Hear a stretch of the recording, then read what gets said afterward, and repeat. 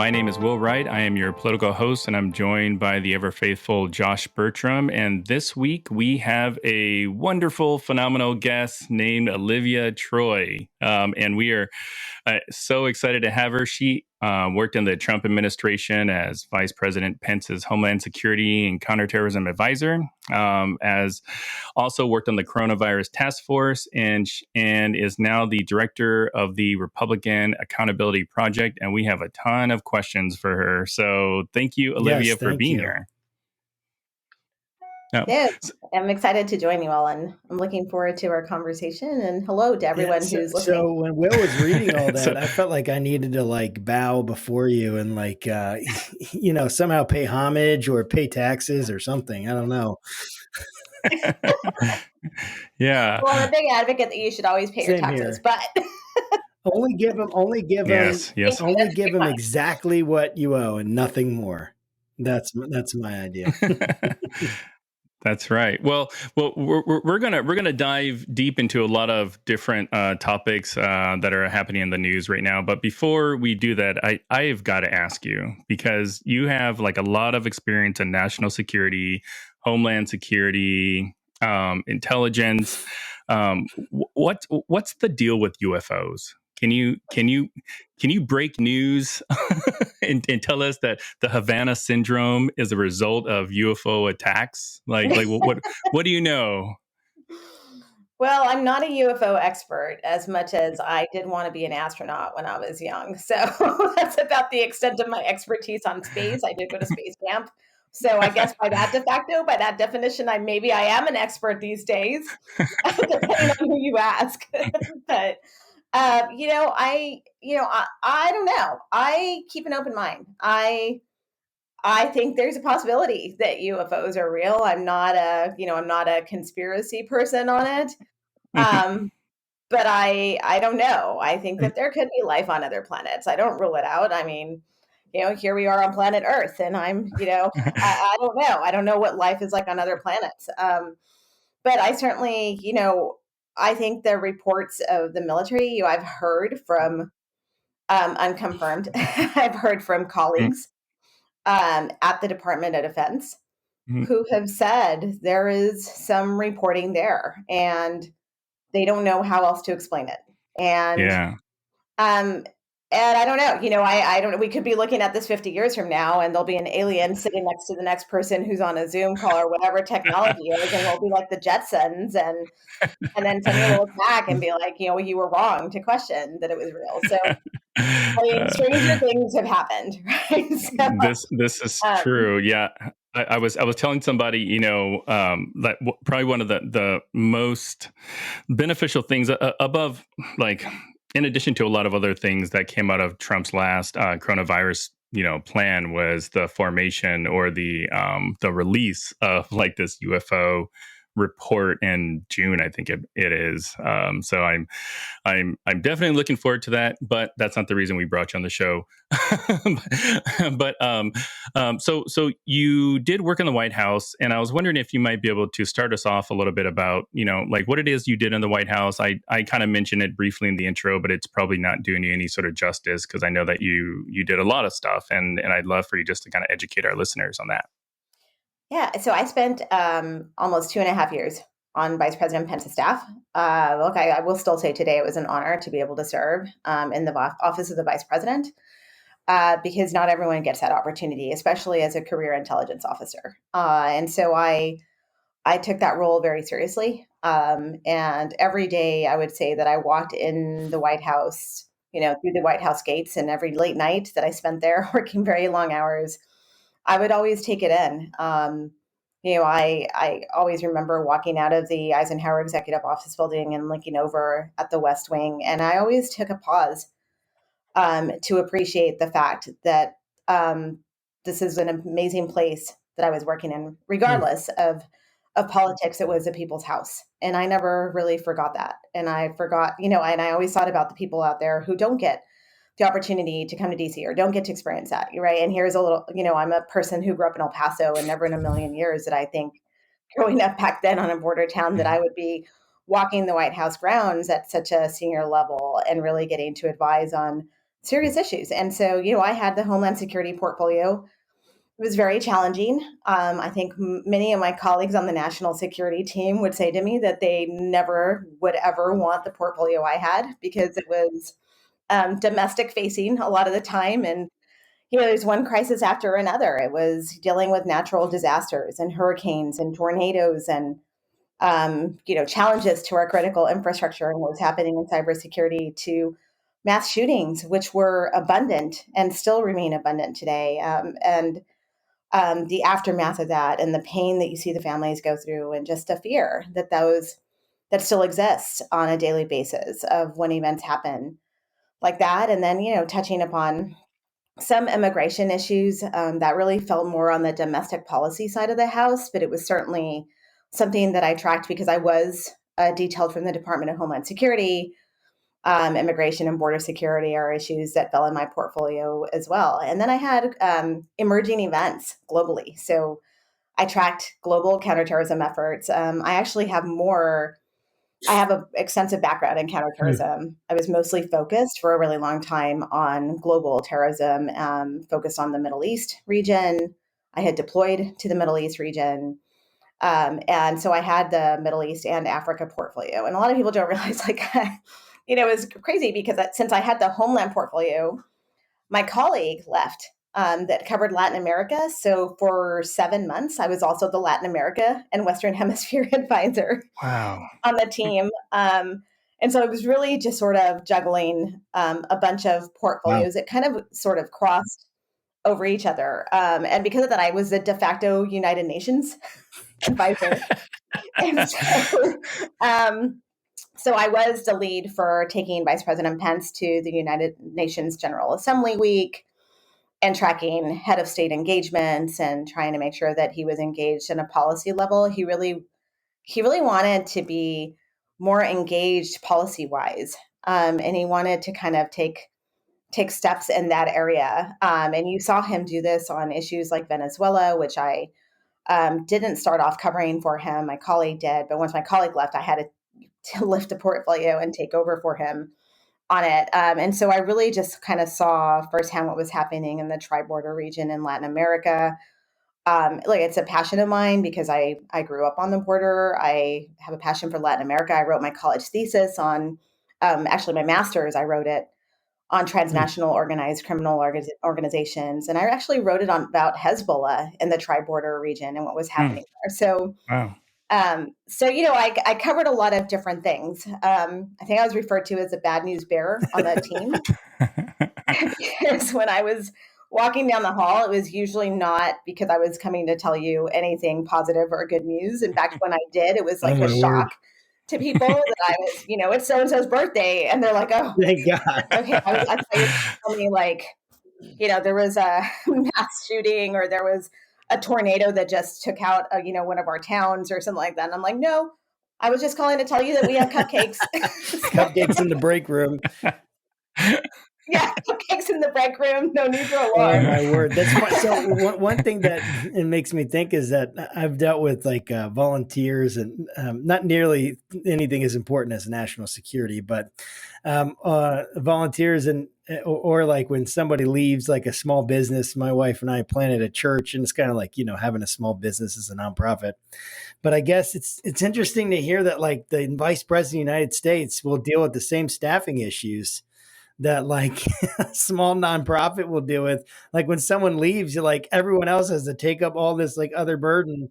And it's like people are getting burned out and you're like, but I don't know where anyone else is. You figure that like the vice president, they'd be able to get someone in there quick, but I guess you deal with the same issues, don't you?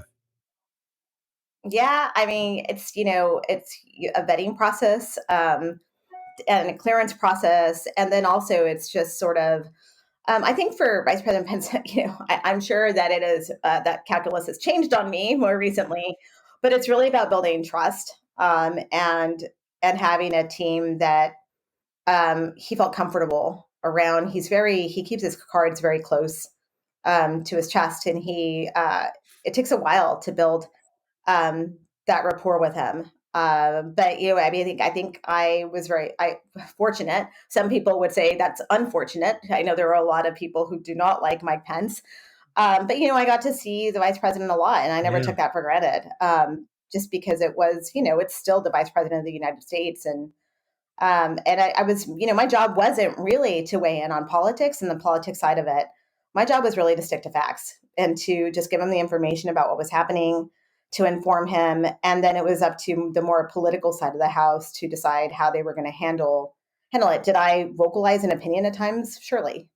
I would say mostly like things, I look like he never referred to the pandemic or the virus as a kung flu, right? I was adamant that would be very inappropriate. I was concerned at what that would mean for hate crimes against Asians and hurting Chinese businesses and everything. I just thought that was just completely disrespectful of what was really happening here on a pandemic that people were suffering from in China and globally and here domestically. And so, and he would listen to things like that. I mean, it was, so yeah, I mean, it was a very complicated role, I would say. And I worked very closely with people on the National Security Council. And they were my colleagues and team and people that I had a lot of respect for, that were also career people assigned there. And we just tried to navigate and do the best we could, in a challenging environment. And it's always challenging, right? I've worked closely with people on the National Security Council throughout the past 20 years of my career. I've been to meetings there.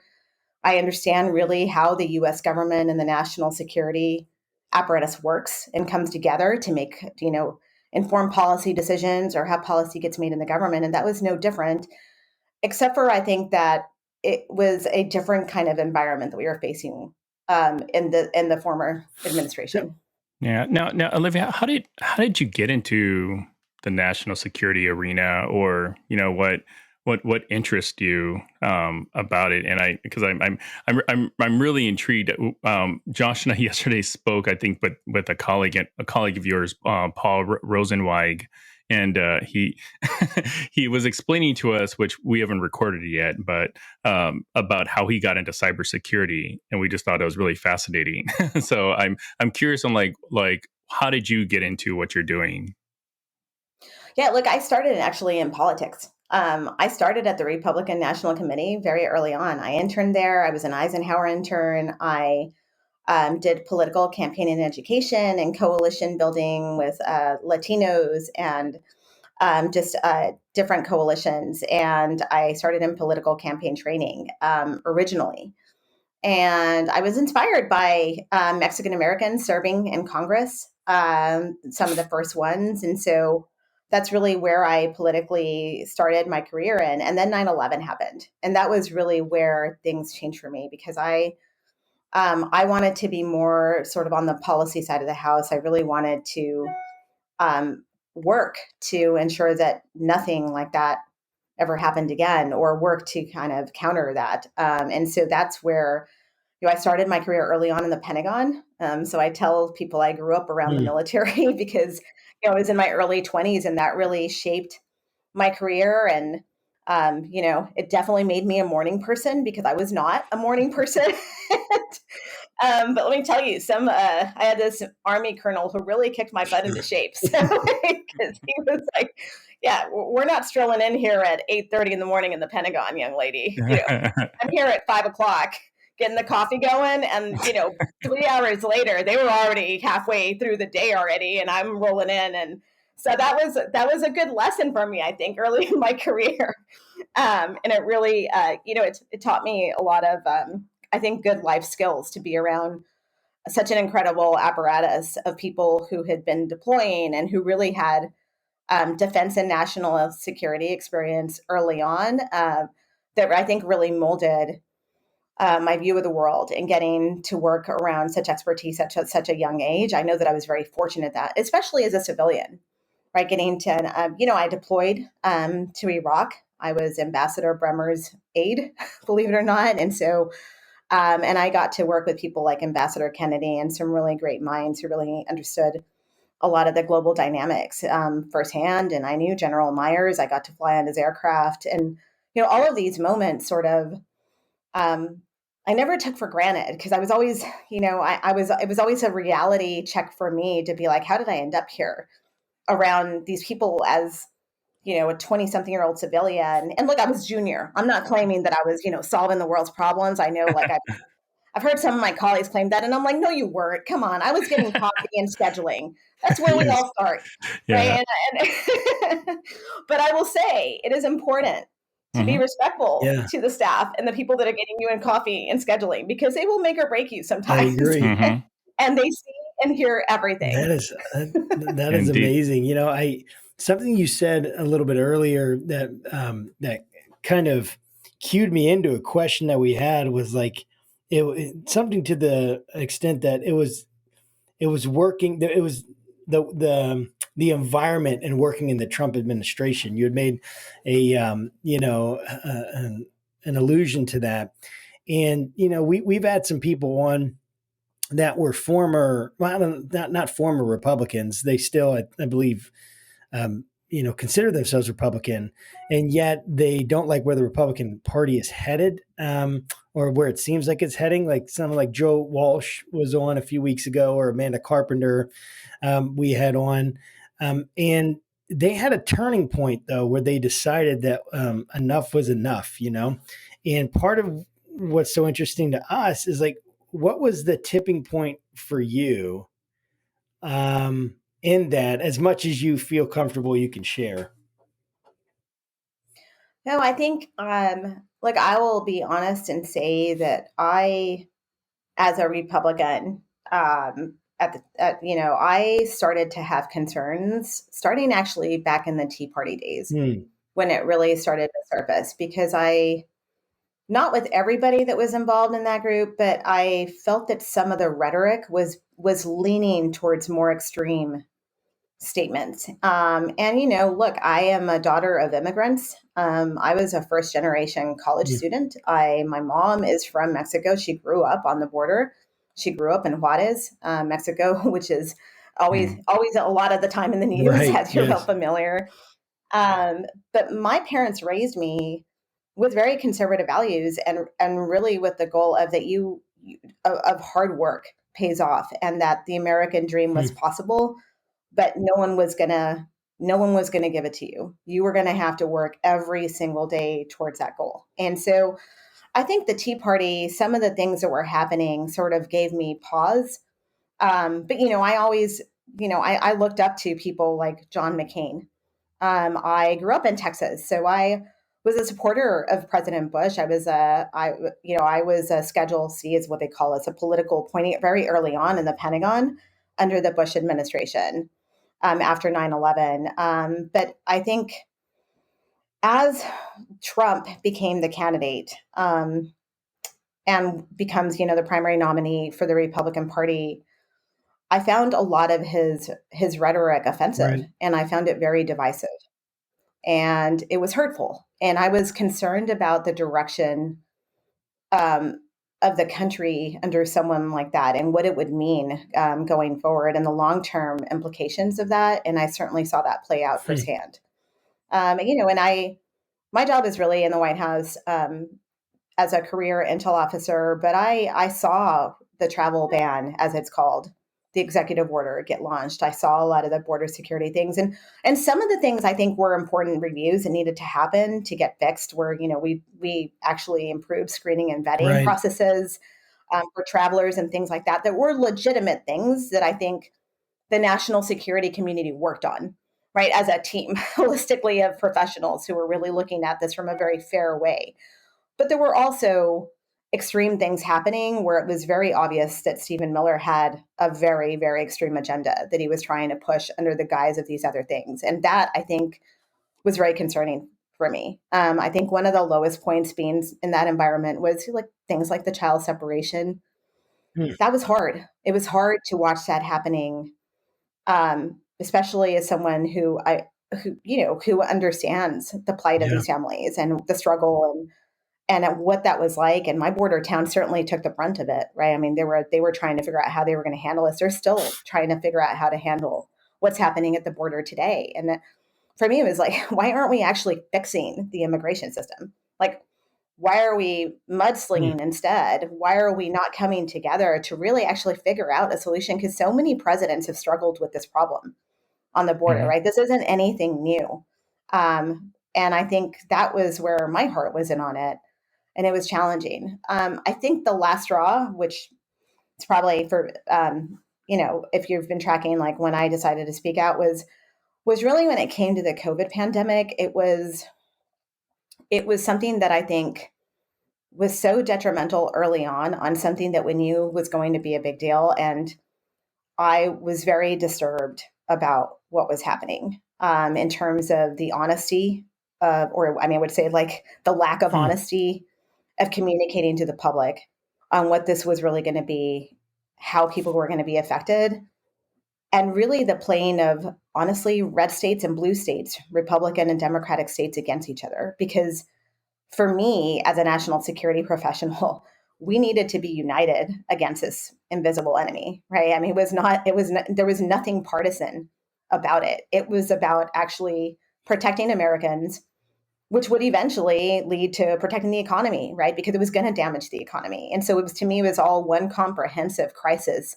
that we were responding to. And then morally, at some point, I was watching people work day and night, and then our message and all the work that we were trying to do consistently get undermined by what was happening in the Oval Office. The undermining of Vice President Pence, too, at times. And it was hard to watch the shift in him as well along the way on things that he went along with that I don't necessarily think he agreed with.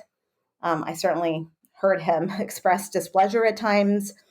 But it really just goes to show when you end up in such an environment, like how, a lot of the time, evil wins, regardless of where you are. And I think that was just, to me, really disturbing on a whole new level, which gets to today, right, on what's happening and why I'm involved in the Republican Accountability Project, because I think what's happening is it's one lie now after another. And I think when you normalize and mainstream things like that, it's no longer responsible governing. It's not why people think that you run for office because you want to make a difference. This is different. Yeah. So with regard to the Republican Accountability Project, you guys produced a report card a couple of weeks ago that I thought was really, really fascinating. I sorted them all just to kind of see who were like, the A+ people, and then sorted it the other way to see who are the Fs, and like nothing really stood out or was surprising, but what I was curious was, some of the names on there that were A's that we just don't hear much from, or we don't hear them in the media very often, which kind of gets me to my other question. It seems like when you rally or rebuke Trump, there seems to be kind of this divergent path that one may end up being exposed as, like you may be a super loyal person and then end up in jail like Michael Cohen, or you may come out against Trump and, be ostracized by many in your party, probably like yourself, I'm sure, like Joe Walsh and like a bunch of others, and I'm curious on like what impact or what support does the Republican Accountability Project lend to sort of like those disenfranchised Republicans out there? Yeah, I think, as part of the Accountability Project, we really are trying to support people who took a stand for our democracy and their oath, right, to the Constitution, and really chose the country over the party. And I think it's important, like people like you, Liz Cheney. You may not agree with all of her politics. She's obviously very conservative, right? She didn't get kicked out of or removed out of leadership for her policy positions because she certainly represents conservatism through and through. She got kicked out of the leadership position because she was basically just speaking the truth. She was not going to go along with this lie, and she was, pointing out that this was fundamentally undermining our democratic process and our elections, and this was a dangerous road to go down. And she's someone who speaks from looking at it globally, like I do, right? You take a step back from the national security standpoint and you watch what happens to other countries, and you know that democracy is fragile and you have to care for it. And it's very easily to go down the path where you destroy your democracy. And I think that's something that is not lost on me. And it's something I think that really Americans should really be paying attention to, because I think it takes all of us as Americans to really kind of defend our democracy and protect it. I think I think these individuals who have been outspoken are going to face tough primaries. You will see more of the MAGA, more extreme movements within the Republican Party challenge them. And I think it's important to let them know that we have their backs and that we will be there to support them. Because I honestly think that, we're in a two-party system right now, and it benefits nobody to have a Republican Party in the state that it currently is in. Right? It doesn't help. I think it needs to be a healthier party. I think it's important to have, people in office and to support the moderate voices out there. There's a whole group of moderate Republicans or former Republicans who have left, and people who are center right or in the center.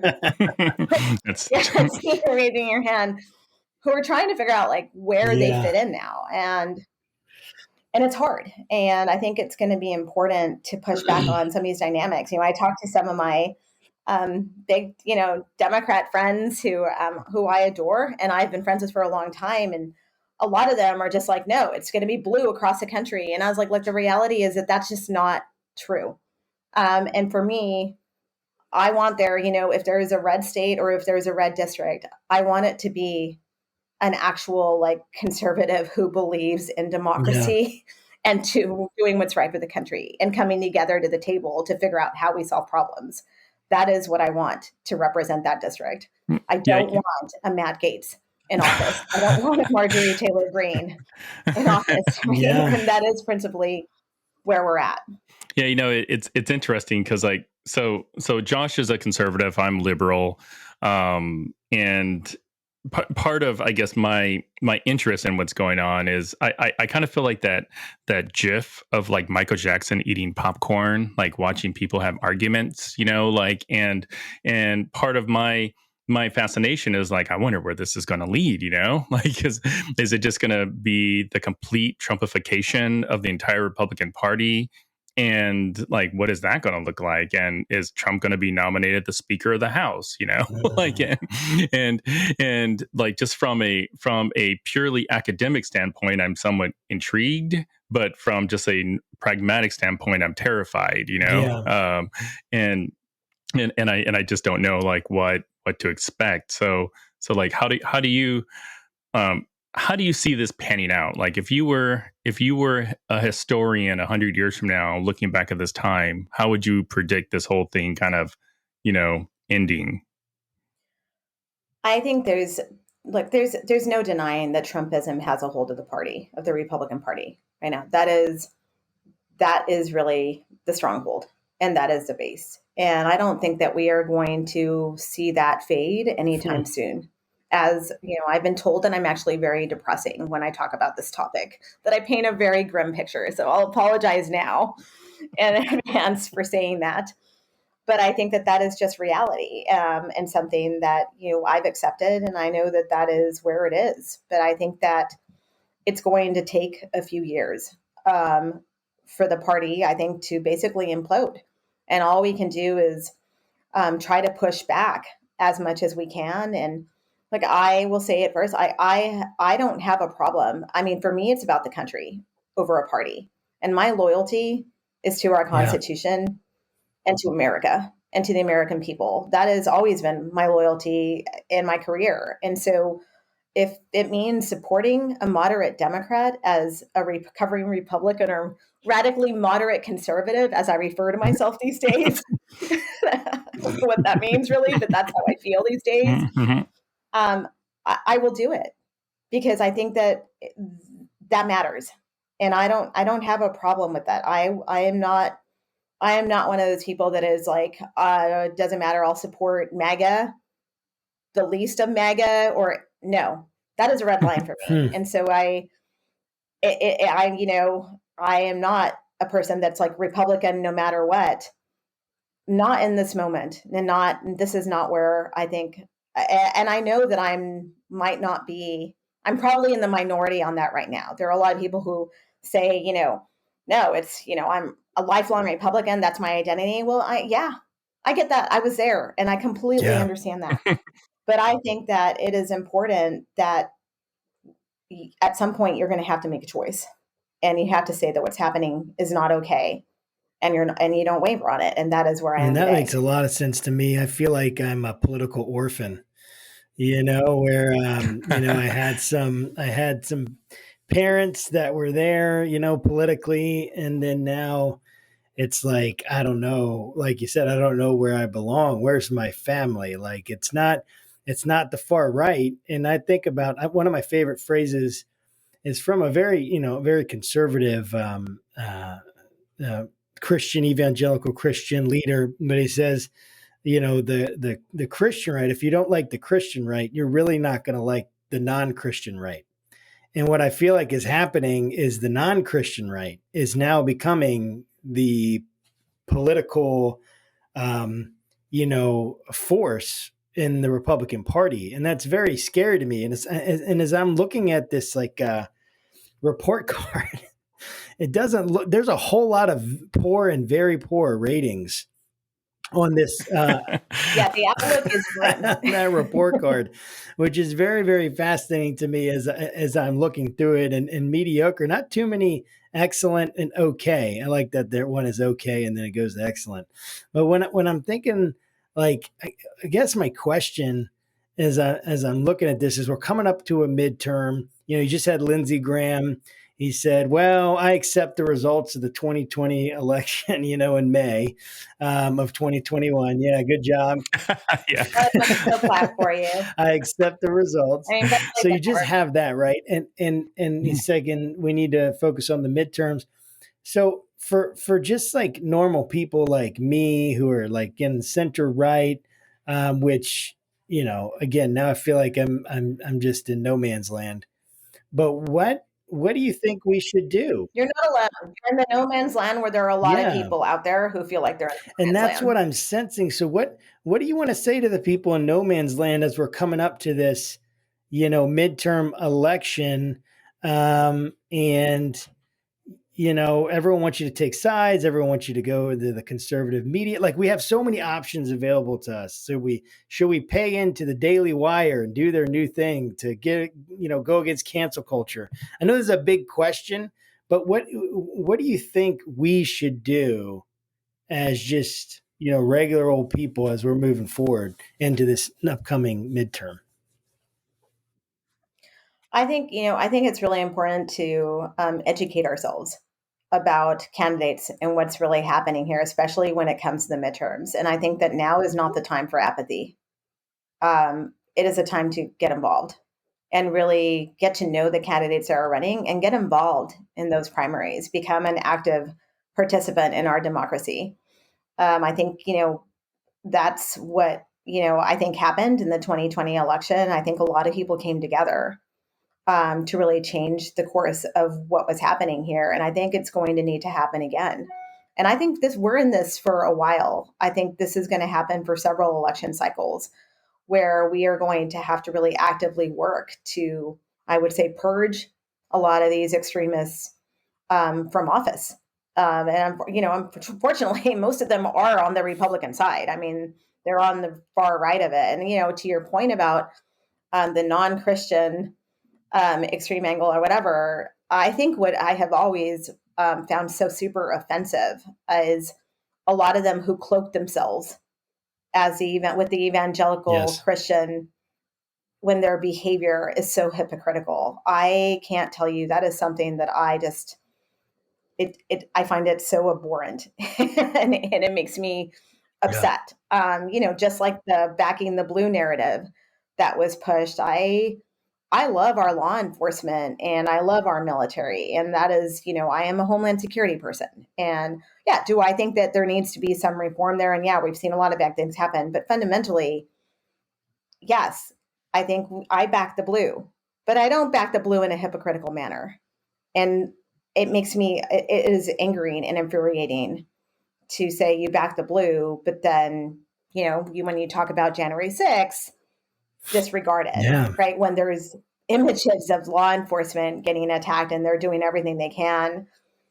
and I see those images and I just think like, how do you sleep at night?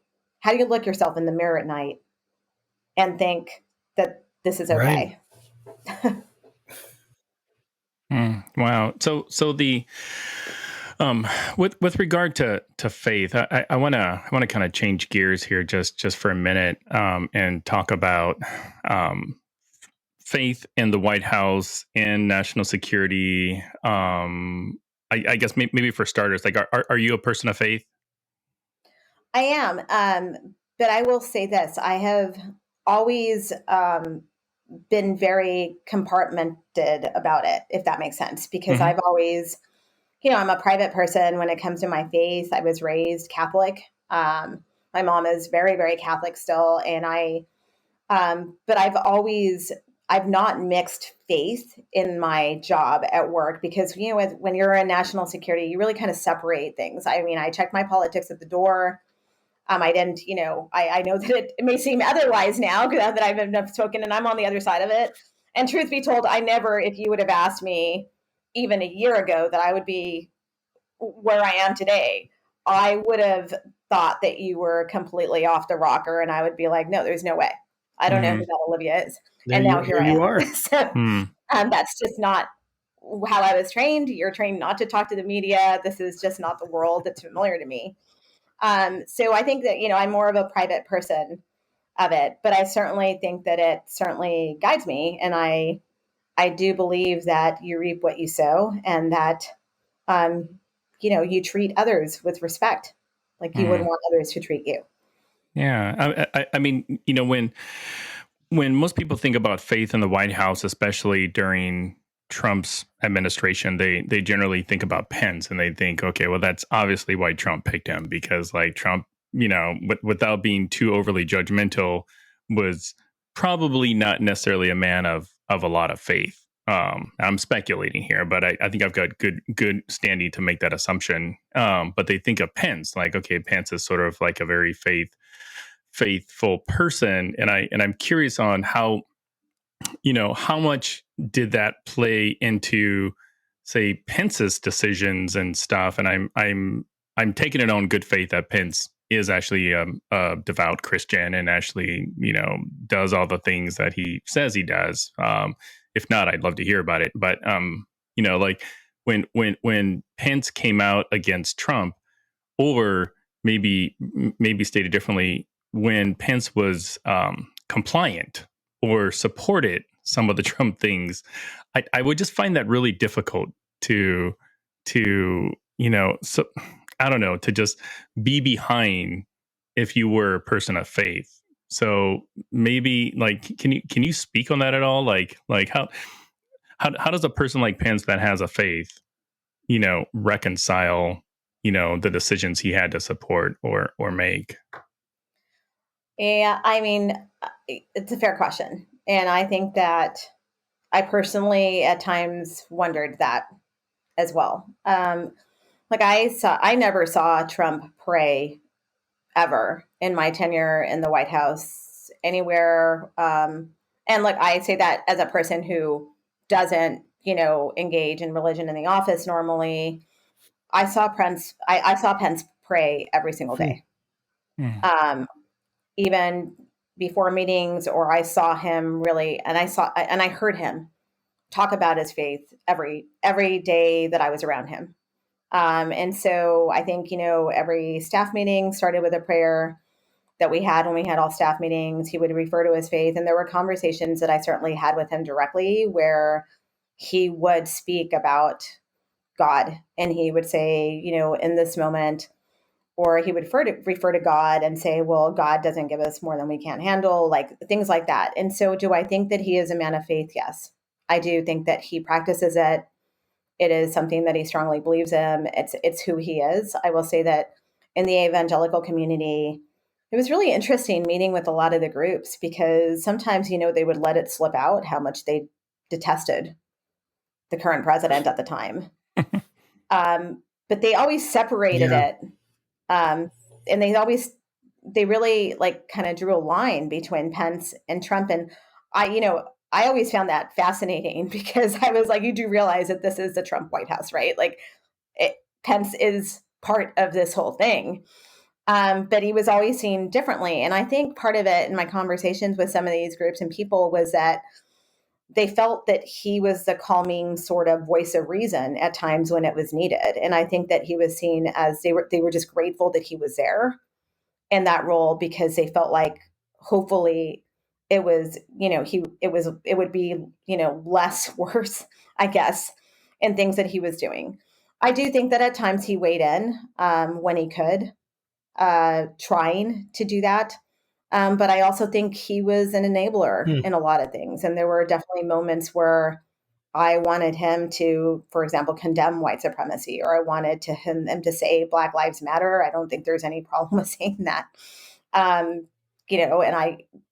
he wouldn't. And it was hard for me to sort of reconcile that with Mike Pence, because look, he was a good boss to me. He was always very kind, always respectful. I don't think there's anyone on the national security team or the office of the vice president at the time that would say that he ever behaved otherwise. That is just who Pence is.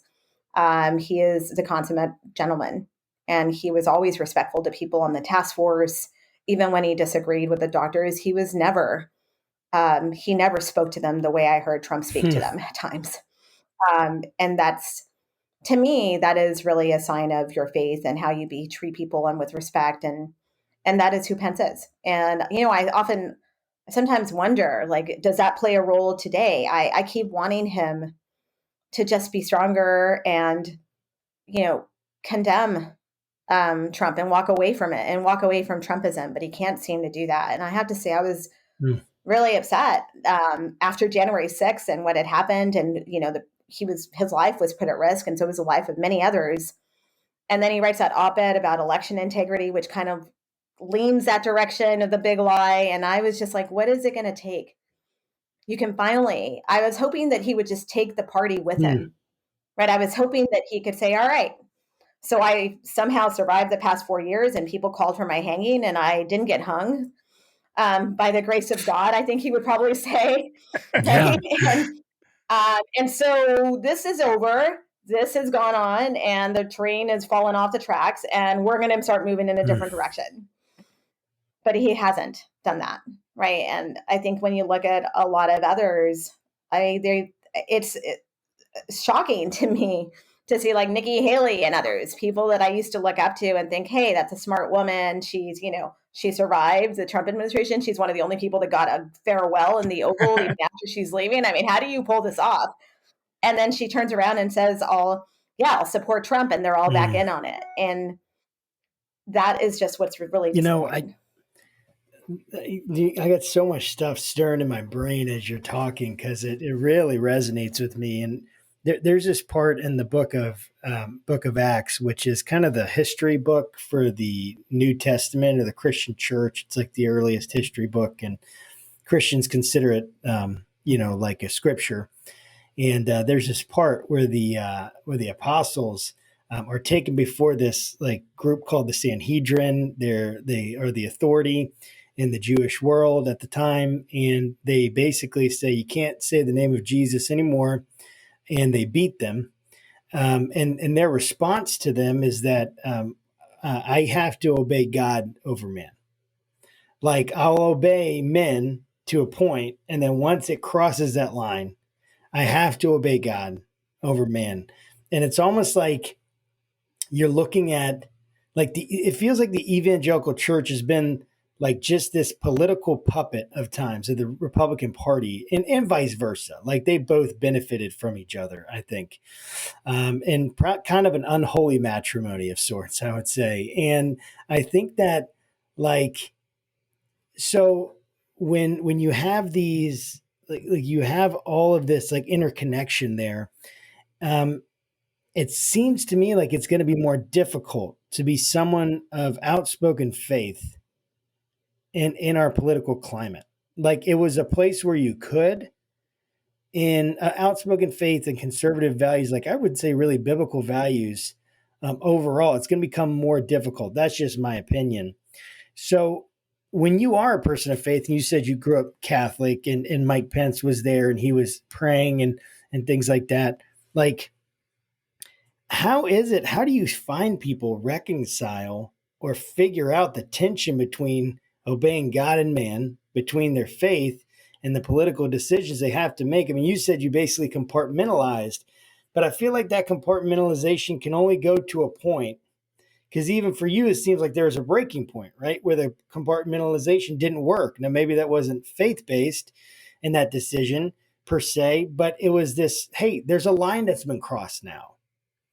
And so how do you think, like, even your own experience and seeing other people of faith and watching what happened with Trump and then Pence, who has been praying, like, how can someone now who's Christian says, I want to be like, one of my son wants to be the president of the United States one day.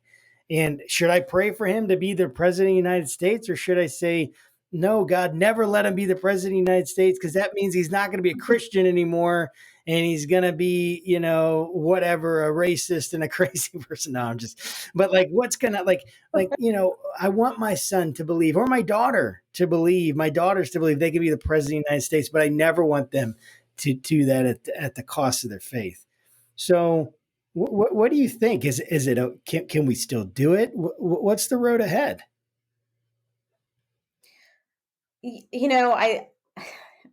It's complicated, I think, in today's political landscape, right? And you see you see a lot of bending of people's principles and morals and compromising them. And I think that that's what it really comes down to, is really, I think it's time maybe to get back to saying, like, I won't compromise. This is who I am. But the problem is, I think that palace intrigue and power, the allure of power, is what in the end, I think people end up compromising their own morals or beliefs and faith for that palace intrigue, I would say. And yes, I think that you should tell your son or daughter to run for president, but that you need to stay true to yourself. And I think what we're seeing here is a pattern of people who, if you look at a lot of these people starting out, they're really different. And they're saying different things than what they were saying back then. And I know that that is the nature of politics.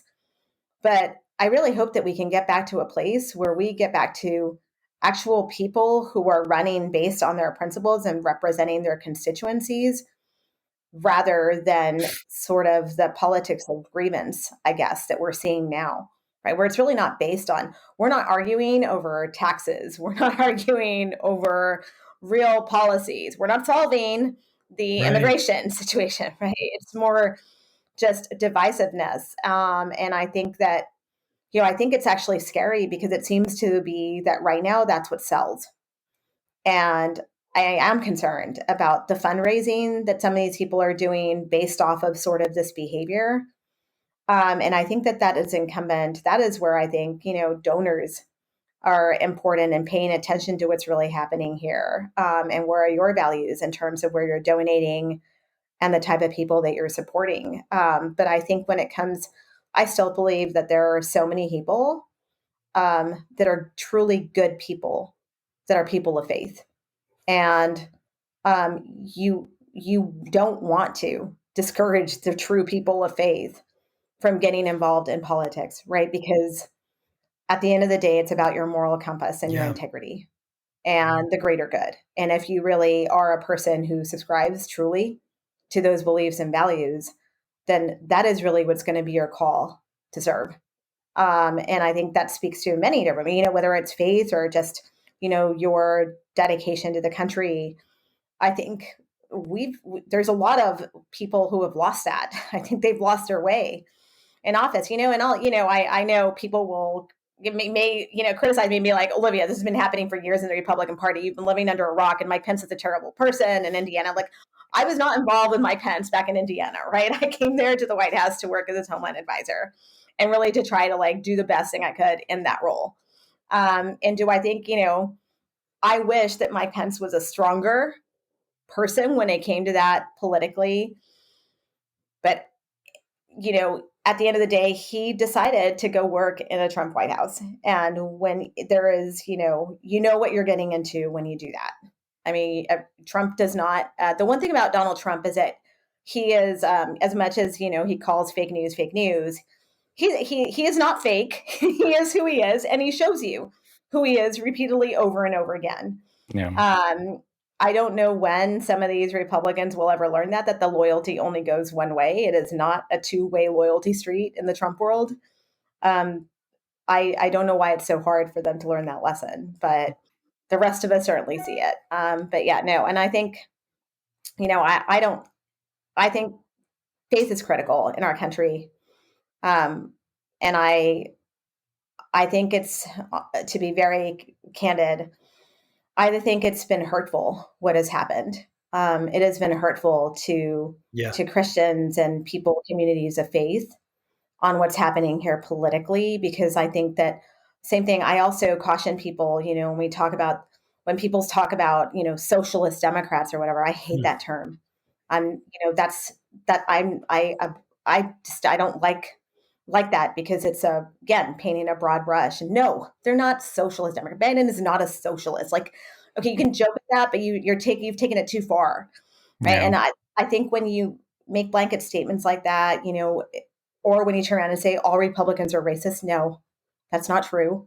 We've got to get back to where we're not labeling people so extremely, because I think that that's also adding fuel to the fire. And I think what's happened here in terms of Christianity and some of these louder voices, who I would say are not actually walking their faith and living their faith, but they're certainly capitalizing it, I think is disrespectful and damaging to people of faith. I think that, just like I say about constituencies and Americans who deserve better, I think there are true Christians out there who really believe in their faith. And I think it's a shame what has happened. Yeah. So, Olivia, in the remaining time I've got two quick yes or no questions that you probably won't be able to answer yes or no, but that they were submitted by some of our listeners that knew you were going to be on the show. So I'm gonna shoot them to you, and feel free to answer them how you like. So the first question is from one of our listeners, Corrigan, out of Georgia, who asks, do you feel there is a domestic terror threat of consequence from white nationalists? Yes. Yes, sir. Okay. All right. That's good. That's an easy one. All right. I'm very concerned about that right now. The second question is from Sarah from Indiana. And her question is building a wall really a reasonable security response to the immigration problem? No. Okay. All right. That's good. Now, I think if you ask the cartels, they're probably laughing, because they're like, there's tunnels, there's planes. I think no, I mean, it can be a deterrence measure, but I think that all of that money could actually have been focused on other tools, or actually solving some of the root problems, right? Like, why not spend on actually figuring out how we resolve this? Or why don't we spend on, supporting these countries and the root causes there, and investing in that to solve some of these problems? There's a reason that they're coming to America, right? They're looking for a better life. I mean, so you can't blame them. I've seen that crisis firsthand. I grew up in a household where, people used to offer my parents their children in Mexico because they would have a better life. Until you really see that and understand what it's like, I can't imagine what it's like to be a parent and willingly say, I want my child and I want them to have such a better life, and I think they'll have a better life in America, that I'm willing to give my child away at the risk of never seeing my child again. Put yourself in those shoes, and that is a different reality. That really changes the conversation on a border wall to me. Got it. Yeah. So my last question for you. So we're recording this on Wednesday, and today the House is expected to take a vote on the January 6th commission. All signs kind of point that it's probably going to pass the House, even though Rep. Scalise is trying to whip it. But I don't think he's probably going to find much success. And Mitch McConnell just recently came out right before we recorded this saying he doesn't support it. My guess is probably for political reasons. And so my question to you is, assuming that the commission is able to make it through Congress and it starts, like, what are some questions that you would have that you would like to see answered as a part of the commission? Yeah, I think, I think there's a lot of important lessons that we can learn from a commission, just similar to the 9/11 commission, right? We learned a lot Mm. about fixes that we had to make in the national security apparatus. And it was done in a very nonpartisan, bipartisan way. Like I'm still very unclear as to how the intelligence was there, yet it wasn't acted upon. I was perplexed by that the second that I actually saw the footage happening that day on January 6th of even before they actually started to storm the Capitol. I was confused at the lack of the security parameter around the US Capitol on that day, knowing that this was going to be a major event. And there were just things that I know that are just traditionally things that are done in the national security community. Like, why was there not a DHS threat assessment or announcement on a major event? This was a major event. That is traditionally something that happens. If all of the intelligence was there in social media, like I was saying, there was going to be violence that day. I said that very publicly, like 2 weeks before. And then it plays out. So I think we need to be asking, like, what happened? Where did the intelligence failure to communicate and failure to act on the intelligence, where did it really break down?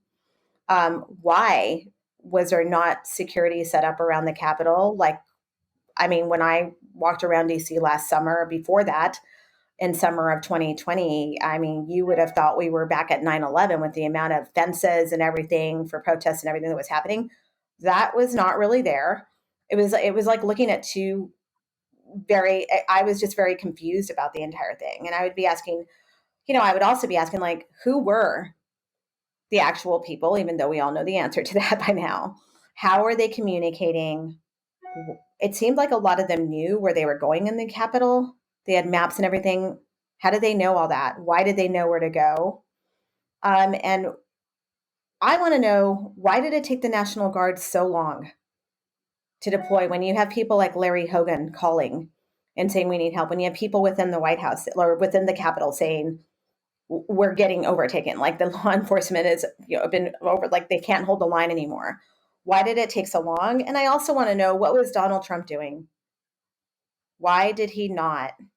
What happened? Why did no one act when it was actually already happening and people's lives were in danger and you knew that it was playing out? The response, this went on for hours before before the cops had any backup, right? And so what happened there? Because I think that's all important, like, so that it never happens again, right? Because pretty much we showed the entire world what a massive national security failure that was that day. And for me, when you're looking at the bad guys, or what bad actors are watching this, they're like, hey, so man, here we are trying to fly planes into buildings and stuff, when really we could just like organize an entire thing and just charge a fortress and take everyone out. I mean, that's really scary to think Yeah. about, right? And these people were fairly organized. I know that many of them have traveled from other states and made the long haul, and they were really there to really take action. And so when we knew that they were there to take action, where did all these failures happen? And the bottom line is, I think it's the elephant in the room, right? No pun intended. But the Republicans, they're probably involved in it to a certain extent. I mean, you had a lot of people who were pushing the big lie. Were there tours given of people, and were those same people in the group that attacked the Capitol? I mean, these are really important things, like the level of complicity here. And it extends, watching active duty military, like, where is this in our ranks, get arrested? I mean, there's just a lot of questions that need to be asked here. And putting the politics completely aside, it's really just kind of getting to the bottom of it so that we understand really holistically what really happened, because it's been piecemealing. We've had people do congressional testimony, and I think it's become a political charade, right? When you have people saying, oh, it was peaceful tourists, but then, I love that image of him where he's screaming and fearing for his life. And I was like, well, your definition of a peaceful tourist and mine is very different then. Because, when I ride a roller coaster and you tell me it's a scary roller coaster, I pretty much assess it for what it is, and I'm going to scream. So, like, peaceful tourist, but you're screaming and you look horrified and scared out of your mind. I don't know what happened between that moment and now, where it's suddenly just you completely forgot what you lived, because having been deployed and when you're in the trenches, you don't forget a scarring moment like that. You remember it for the rest of your life. Wow. And so I think that is why a commission is important, because we need to get to the bottom of this. And look, I think accountability is everything. And if you are an elected person who is in office right now and you were part of this entire thing, you do not deserve to be in office. You are unfit for office. That is really where I am on that and the bottom line. And I think that is also why you're seeing Republicans be like, oh, this would really not be a good news story, and the truth would be formalized in a manner. But the reality is we all know the truth by now.